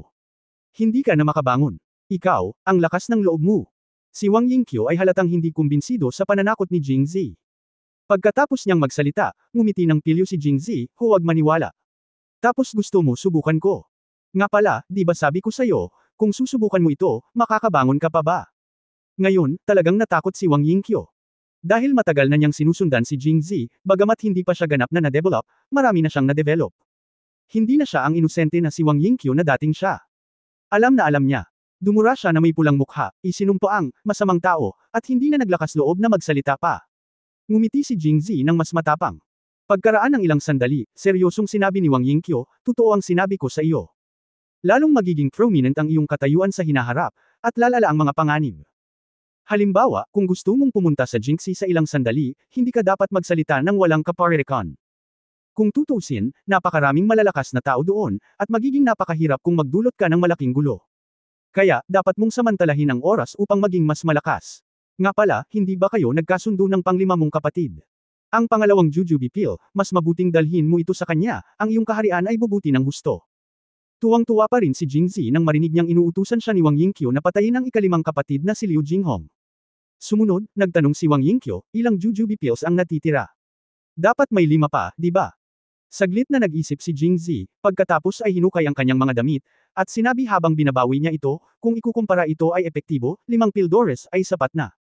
At saka, sinabi rin ng may-ari ng hardin na kung uminom ka ng 1 pildores bawat tao, hindi mo nakakailanganin ang mga ito. Kukunin ko ang isa at itabi ko para makakain mo mamaya. Inilabas ko ang vial at ibinuhos ang mga table tas, nalaman ko na 1 tableta ang kulang, hindi 5, kundi 6 na tableta. Napuno ng kagalakan ang mga kilay ni Jingzi, may isa pa, kaya mag-iwan tayo ng 2 para sa may-ari ng hardin. Sa tingin mo ito ay mga candy. Inilibot ni Wang Yingqiu ang kanyang mga mata sa kanya, bukod dito, ang 6 ay hindi gaanong. So he clasped his fingers and started chanting tahimik. 1, 2, 3, 4. Kung isasama natin siya, magiging 5. Hindi ko alam kung iyon nga, at hindi ko alam kung may iba pa. Nakikinig sa tahimik na pagbigkas ni Wang Yingqiu, nagtatakang nagtanong si Jingzi, Guro, ano ang sinasabi mo? Bakit 5 lang? Ang ibig kong sabihin, mas mabuting itago mo itong 6 na tableta, baka sakaling napakaraming tao balang araw at kulang ka pa. May problema ka ba? Labis na naantig si Jingzi. Hindi niya inaasahan na ganoon kataas ang tingin ni Wang Yingqiu sa kanyang sarili. Ang 6 na tableta ay kumakatawan sa 6 na babae, at kailangan nilang magaling sa martial arts. Paano ito magiging posible? Kahit may tiwala siya, hindi siya mayabang. Bihira ang mga babaeng magaling sa martial arts at napakaganda rin. Paano sila madaling mahanap? Sa ngayon, ang tanging kilala niyang babae na parehong maganda at magaling sa martial arts ay sina Lu Li, Liu Jinghong, Qing Qiu, Su Mochen, at Qiu Chenchen. Masama ang ugali niya at gusto niya ang ulo niya sa bawat pagliko, kaya tanggalin mo na ang isang ito. Gayunpaman, matapos ang pagkalkula, nagulat si Jingzi nang malaman niyang 4 lang ang kilala niya. Mukhang hindi ako niloloko ng may-ari ng garden. Maingat na inimpake ni Jingzi ang mga jujube na table tas. Baka isang araw, hindi magiging sapat. Sa pagtingin sa kanyang maingat na tingin, biglang gustong tumawa ni Wang Yingqiu. Ngayon alam mo na natatakot ka, tama ba? Walang pagkakataon na magkaroon ng isa pang malaking labanan, at madilim na ang langit. Hinimok ni Wang Yingqiu si Jingzi na bumangon at tulungan siyang magsuot ng kanyang damit. Sa oras na ito, may kumatok sa pinto sa labas, at habang sinabi ni Wang Yingqiu na, "Sino ito?" Sinabi ni Bai Lu mula sa labas, "Guro ng hardin, nandito ako para bigyan ka ng almusal. Pumasok ka." Kaya, binuksan ni Bai Lu ang pinto at pumasok. Inilagay niya ang tray sa mesa at mabilis na umalis na namumula ang mukha. Napatingin si Wang Yingqiu sa kanyang likuran, pagkatapos ay tumingin sa kanin at lugaw para sa 2 tao sa tray. Lalo na ang lugaw ay hindi masyadong mainit, na nagpapakita na ito ay matagal nang wala sa kaldero. Itinagilid niya ang kanyang ulo at nag-isip sandali, pinagalitan ang Little Lang Huzi sa kanyang isip, at inanyayahan si Jingzi na pumunta para sa hapunan. Habang kumakain, naisip ni Jingzi ang nangyari noong gabi at sinabing, "Halos nakalimutan ko. Pumunta ako dito sa pagkakataong ito para kausapin ang may-ari ng hardin tungkol sa paglalabas ng unang isyu ng pahayagan. Hihingi ako ng tulong sa may-ari ng hardin." Uminom si Wang Yingqiu. Sumimsam siya ng lugaw at sinulyapan siya, "Ang tagal mo na dito at puro masama lang ang alam mo. Muntik mo nang makalimutan ang magagandang bagay. Anong sabi ng may-ari ng garden? Buti na lang din yun, okay. Buti na lang. This is business too. Kung hindi mo muna aasikasuhin ang negosyong iyon, paano ka magkakaroon ng mood para gawin ito?" Inilibot ni Wang Yingqiu ang mga mata sa kanya at sinabing, "Kalimutan mo na ito, hindi kita matutulungan. Mas mabuting sabihin mo sa akin kung ano ang iniisip mo. Titingnan ko kung ano ang mangyayari ngayong gabi. Paano kita matutulungan? Nag-usap ka lang tungkol sa pamamahagi ng pahayagan, ngunit hindi mo ba sinabi kagabi na ang mga artikulo mula sa Departamento ng Buhay ay hindi pa naiimprenta?" Tumango si Jingzi, na-imprenta na ang mga pahayagan sa iba pang 4 na seksyon. "Pupunta ako sa opisina ng pahayagan mamaya. Muli, kung walang problema sa mga artikulo sa seksyon ng buhay, maaari na nating simulan ang pag-imprenta nito. Kapag na-imprenta na, isasama ito sa mga artikulo sa ibang seksyon, at maagang mailathala ang pahayagan bukas." Umaga. Pagkatapos marinig ito, muling nagbasa si Wang Yingqiu. Sa pagtingin kay Jingzi na mukhang sobrang kalmado, napabuntong hininga siya ng may damdamin, "Napakabilis. Pakiramdam ko ay mas nasasabik ako kaysa sa iyo." Pagkatapos ay curious niyang sinabi, "Pakiramdam ko ay medyo masikip ang oras, at hindi pa ito narinig ng mga ordinaryong tao. Kung ito ay ilalabas ng ganito, mahina ba ang epekto? Kaya, gusto kong makipagtulungan sa akin ang may-ari ng hardin ngayong gabi." Pagtatapos ng kabanata. For more updates, click on the notification bell.